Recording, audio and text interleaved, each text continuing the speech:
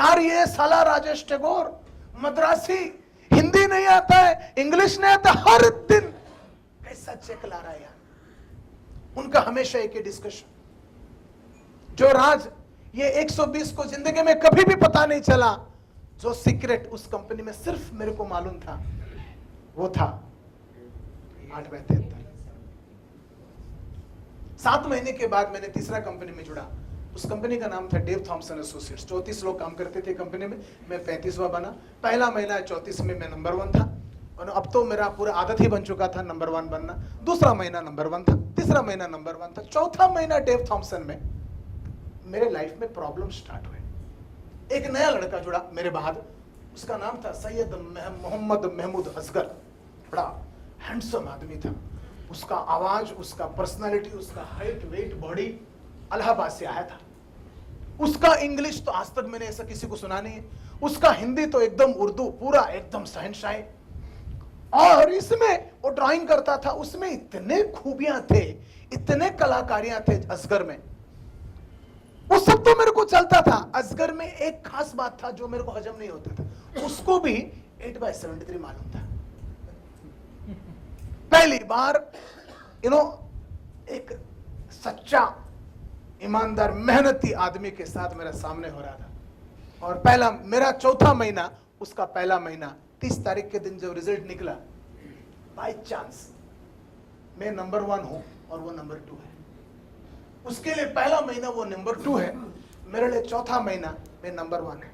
उस महीने तक हमेशा नंबर 1 में नंबर 2 में जमीन आसमान का फर्क रहता था। पहली बार हम दोनों के बीच में टक्कर हुआ। टक्कर, इतना बड़ा कंपटीशन, वो जमाने में झटका लगा, कौन है साला असगर। और मैं जानता था अचानक ये महीना तो मैं पास हो गया, अगला महीने से मेरे को लफड़ा है। ये कंपनी में साइड बाय साइड दूसरा कहानी चल रहा था। पूरे 34 लड़के थे, एक ही लड़की थी जो एडमिनिस्ट्रेशन संभालती थी, उसका नाम रीना था। पूरे साले 34 लोग उसको लाइन मारते थे। मैं भी उसके पीछे पागल था, कभी भी मैंने उसको भूला नहीं। अंदर अंदर ना मेरे को उसको पटाने का था, ये मेरे अंदर की बात है। रीना में खास बात थी, वो पूरे कंपनी में किसको पसंद करती थी? नारे। वो किसी को भाव नहीं देते, किसी से बराबर बात नहीं करती थी। उसका जरा नखरे स्टाइल अलग था। वो एक ही आदमी से बराबर बात करती थी, जो कोई कंपनी में नंबर 1 होता था उससे बात। पिछले 3 महीने से मैं नंबर 1, तो मेरे से बराबर बात करती थी, बाकी किसी को भाव नहीं देती थी। तो वो मैं एंजॉय करता था। पहली बार मेरे को ऐसा लगा कि साला मेरे को कॉम्पीट करने वाला आ गया, क्योंकि ये लड़की उसको भी उतना ही भाव देने लगे, क्योंकि मेरे ऑलमोस्ट टक्कर का था वो। तो आग लग गया दोनों के बीच में। अगला महीना 1 से लेके 29 तारीख तक दोनों मेहनत कर रहे हैं, और रोज ना रैंकिंग लिस्ट में नाम आता था। और हमारा बॉस विवेक वेंकटेश एवरीडे वो मॉनिटर करता था। 1 से 29 तारीख तक असगर नंबर 1 था, 30 तारीख के दिन मैं नंबर 1। अगला महीना 1 से 30 तक असगर नंबर 1, 31 के दिन मैं नंबर 1। अगला महीना 1 से 29 तक असगर का नाम, 30 तारीख के दिन मैं लास्ट डे पे छक्का मारता था। क्या होता है कि लास्ट एक दिन में कितना सेल ला सकता है, 3, 4, 5 ऐसा होता था। मैं लास्ट एक दिन में 16, 18, 20 सेल आता था। एक्चुअली मैं क्या करता था मेरे को मालूम है, जितने पूरे महीने में जितने भी सेल आते थे ना, मैं ब्रीफ केस में दबा के रखता था, 31 तारीख को दिखाता। अजगर बेचारा क्या करता था, जितना आया दिखा देता था, उसको हीरो बनने का था। मैं पूरा गेम खेलता था, तू कर बेटा तू कर। लास्ट डे में मैं छक्का मारता था। और ये अचानक हो 3 महीना कंटिन्यूअसली, 4 महीना उसके तब तक असगर का मेरा कंपटीशन में लास्ट डे मैंने जीता। 4 महीने के बाद साला असगर ने भी चेक छुपाना स्टार्ट किया। वो कोई कम नहीं था। अब हम दोनों के बीच में कन्वर्शन रेशियो बोल के होता था। वो मैं 20 लोगों को मिलता था, मेरे को 1 सेल आता था। असगर 5 लोगों को मिलता था, उसको 1 सेल आता था। वो बड़े आसानी से मेरे से आगे जा सकता था, मैं 20 लोगों को। और मेरे को किसी ने अंदर से बता दिया कि बेटा राजेश, असगर भी चेक छुपाने लगा है। और ये मेरे नींद को खो गया था, क्योंकि साला वो लड़की का अटेंशन में होना नहीं चाहता था। उसको भी वही चाहिए था, मेरे को भी वही चाहिए था। अंदर ही अंदर 21 साल 22 साल का हमारा प्यार पूरा की पूरा जान भरकर चल रहा है। ये कहानी आपको मैं बता नहीं सकता हूं ना। असगर छुपा रहा है ये मालूम पड़ने के बाद मैंने डिसाइड किया, दिन में 1 चेक नहीं 2 चेक, दिन में 20 नहीं मैं 40-40 लोगों को मिलने लगा। और मेहनत कर करके मैं अगला 4-5 महीना कैसे भी करके अपने नाक संभाल के रखा। असगर भी बेचारा पागल हो गया, उसको भी ना, उसको मेरे को हराने का ही था। मेहनत करता गया, वो भी बड़ा बड़ा सेल लेता गया एंड मैं भी मेहनत करता गया। करीबन 13-14 महीने के बाद एक दिन ऐसा हुआ, महीने के शुरू में ही असगर इतना बड़े बड़े 3 सेल लेके आ गया कि मेरे को पता चल गया ये महीना तो मैं हरा ही नहीं सकता। और मेरे अंदर वो शैतानी खोपड़ी आने लगा। 2 तारीख था और मेंटली मैं हार गया। मेंटली ये महीना तो मैं हार जाऊंगा। तो मैंने क्या डिसाइड किया, मैं सोचा कि पूरा महीना मैं छुट्टी ले लूंगा। तो क्या होगा, असगर कौन सा महीना मेरे को हराए, उस महीना जिस महीना मैंने काम ही नहीं किया। अगला महीना तक तो मैं अपने आप को, ये महीना अगला महीने का मेरा खोपड़ी ये सब चलने लगा। 4 तारीख के दिन मेरा एक पुराना दोस्त ने मेरे को फोन किया, कहता है राजेश, पूना में खुशरू बुल के एक आदमी है और वहां पर एक बड़ा सा कोई होटल है, हाँ, वो होटल में वो 3 दिन का प्रोग्राम करता है, सेलिंग पावर, 5000 उसका फीस है, तुम्हारे लिए बहुत काम है। और वो जमाने में असगर को हराने के लिए तो मैं कुछ भी करने के लिए तैयार था। मैंने मेरे सैलरी कमीशन का 5000 निकाला और सेलिंग पावर का प्रोग्राम किया 3 दिन का, 5-6 साल। और खुशरू ने मेरे को सेल्स कैसे होते हैं, कैसा करना चाहिए, बात कैसा, कस्टमर सर्विस क्या है, ईमानदारी क्या है, निष्ठा क्या है, मेहनत क्या है, आदत क्या डेवलप करना चाहिए, डेली क्यों किताब पढ़ना चाहिए, डेली क्यों कैसेट सुनना है, ये सब के सब 92 में खुशरू ने मेरे को 3 दिन पूरा की पूरा ये कच्चे मिट्टी ये दिमाग के ऊपर सारे सक्सेसफुल बीज डाल दिया। और उसकी सब बातें मेरे लिए इतने प्रैक्टिकल, इतने मतलब के थे। वापस आने के बाद मैं भूल गया कि साला असगर को हार मानने का, मेरे को भी बड़ा सेल लाना आ गया, मेरे को भी बेहतर काम करने आ गया। और उसके बाद मैं भी असगर जैसा बेहतरीन काम करने लगा। और कुल मिला के हम दोनों के बीच में 18 महीना हमारा कंपटीशन चला। हम दोनों सेल्समैन बनके उस कंपनी में, बाकी सब तो काम ही कर रहे थे, हम दोनों का टक्कर था 18 महीना। 18 महीने में दोस्तों एक बार भी उसको नंबर 1 का जगह मैंने देने नहीं दी।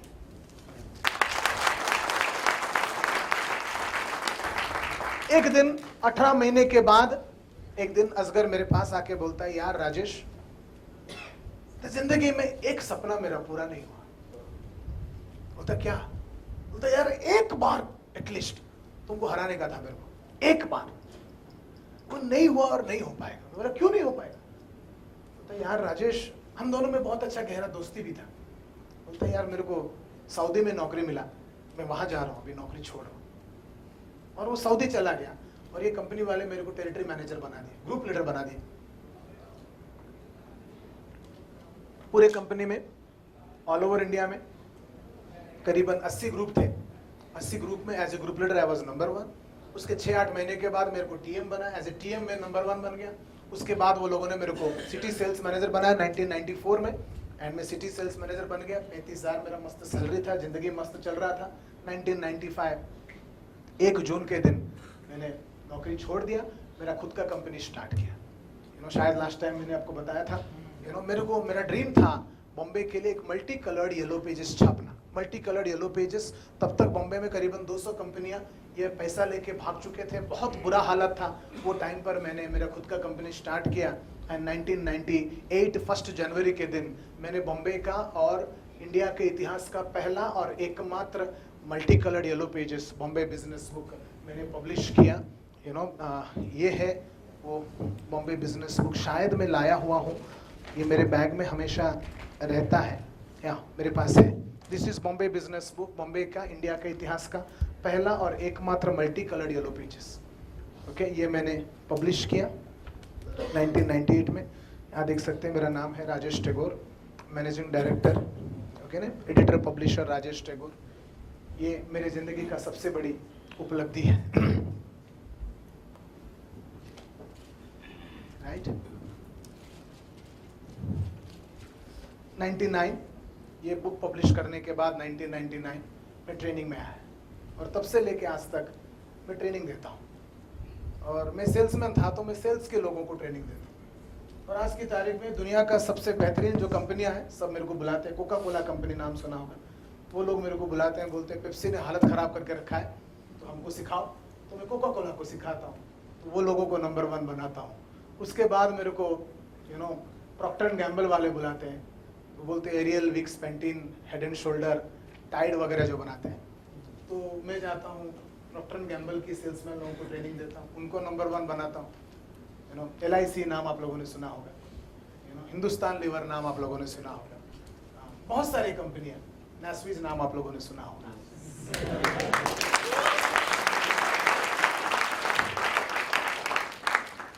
तो आज मैं 43 इयर्स का हूं एंड मेरा जिंदगी ऐसा है, चल रहा है। सब कंपनीज को जाता हूं, ट्रेनिंग देता हूं, मेरे कहानियां बोलता हूं, पैसा कमाता हूं।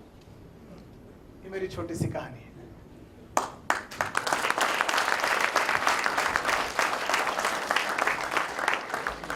अगर आपके मन में, किसी के मन में कोई सवाल है तो आप पूछ सकते हैं। 8/73 क्या है ये आपको जानना है, ये है सवाल नंबर 1। और कोई सवाल? ओके, कौन सी? हाँ, कौन सी? हाँ हाँ,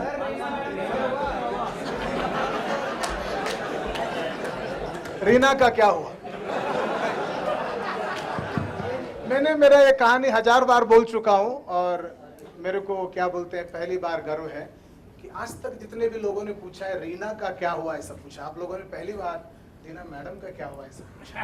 तो जोरदार तालियां, बहुत खुशी है। किसी को भी ऐसा रिस्पेक्ट देना चाहिए। रीना का क्या हुआ, रीना जो है मैं तो उसको जाकर बोलने वाला नहीं था, मैं तो अंदरूनी अंदर ही मैं उसको प्यार करता था और मैं उसको कभी जाकर बोला नहीं। 25 सितंबर 1995 के दिन वो आके सामने से मेरे को बोली और मैंने उसके साथ शादी किया।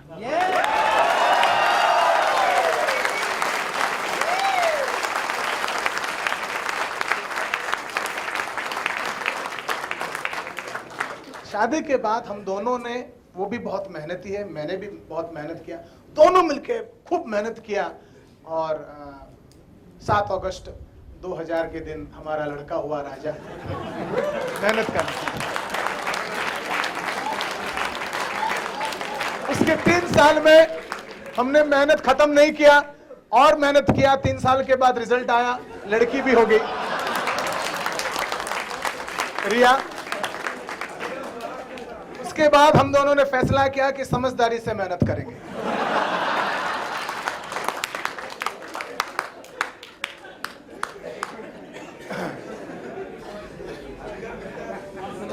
असगर मिलता है, असगर शादी के बाद मेरे घर में 3-4 बार जब भी इंडिया आता है मेरे से मिलता है, बात करता है। वो ब्रिलियंट आदमी है, वो बहुत ही पॉजिटिव, बहुत ही मेहनती एंड बहुत ही होनहार, बहुत ही काबिल वो आदमी है। आज भी आता है, पहले मेरी वाइफ को रीना बुलाता था, आजकल भाभी भाभी बुलाता है।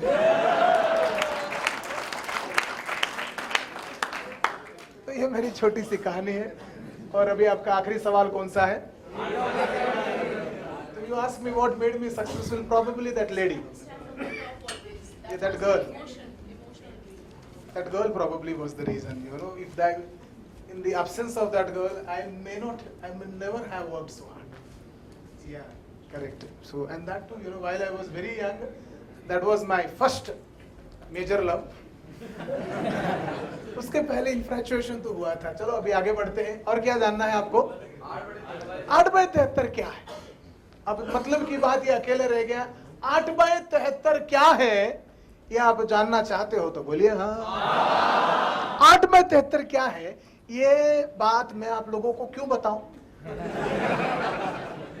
लॉजिक क्या, क्यों बताऊं, क्यों मैं आपको?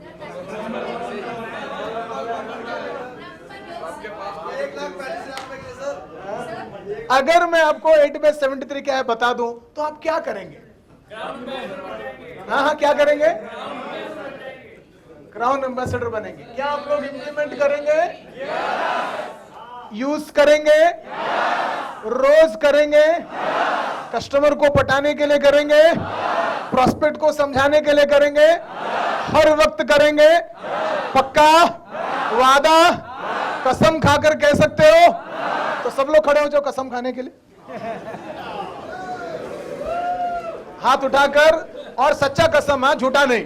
हाथ उठाकर सब लोग हाथ उठा के दो, हाँ बोलिए, जोर से बोलिए, मैं कसम खाकर कहता हूं आज के बाद हर कॉल में मैं 8/73 फॉर्मूला को इस्तेमाल करूंगा, यूज करूंगा और ये फॉर्मूला को इंप्लीमेंट करूंगा। This is a gentleman promise. Ladies लोग लेडीज प्रॉमिस बोलेंगे। थैंक यू वेरी मच, जोरदार तालियां आप लोगों को। आप बैठ सकते हैं। 8/73, 8/73 मेरे life turning formula. 8/73 is an objection handling formula. Objection handling formula. Objection handling formula. आखिरी बार बोल रहा हूं, objection handling formula. Objection handling का मतलब क्या है? आप जब कभी जाते हो, किसी को इनवाइट करते हो, उसको प्रोग्राम में बिठाते हो, प्रोग्राम खत्म हो गया, उसके बाद आप उसके साथ दोबारा जाके मिलकर बात कर रहे हो, चाय पी रहे हो, घर में रास्ते में बात कर रहे हो, और उस वक्त आप बोल रहे हो कैसा लगा? वो जो तड़प रहता है ना, बता। तो कोई भी आदमी यार मजा आ गया, ये बढ़िया लगा, ये ले पैसा, ऐसा कोई भी बोलता नहीं है। तो हर आदमी निकाल के आइटम फेंकता है, बोलता है ठीक है, इंटरेस्ट नहीं है, सोच के बताता हूं, जब मैं दिसंबर में छुट्टी में जाऊंगा तब मैं जुड़ूंगा, मैं सोच लूंगा, अच्छा है, नेटवर्क मार्केटिंग मेरी बस की बात नहीं, बाद में पापा को पूछूंगा, मम्मी को पूछूंगा, भाई को पूछूंगा, बीवी को पूछूंगा, बाजू वाले को पूछूंगा, वगैरह वगैरह वगैरह वगैरह। ये जो कस्टमर लोग आपको सुनाते रहते हैं ना, आप जब प्रेजेंटेशन के बाद उनके साथ बैठते हो और कैसा लगा पूछते हो, तो वो लोग एक एक जो फेंकते रहते हैं, हाँ, उनके वो डायलॉग को बोलते हैं ऑब्जेक्शन।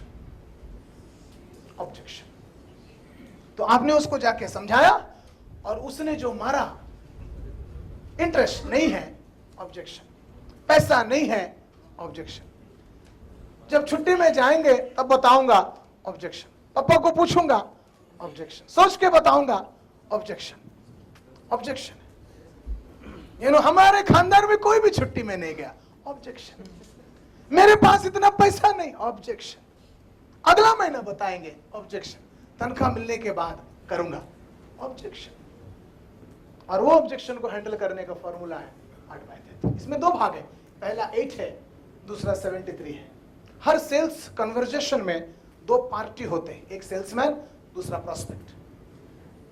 एक नेटवर्क बिल्डर, दूसरा प्रॉस्पेक्ट। हम सब के सब फिलहाल सेल्समैन हैं, क्योंकि नेटवर्क हम लोग सेल करने को कोशिश कर रहे हैं।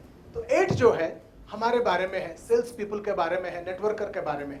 73 जो है वो कस्टमर के बारे में है, प्रॉस्पेक्ट के बारे में।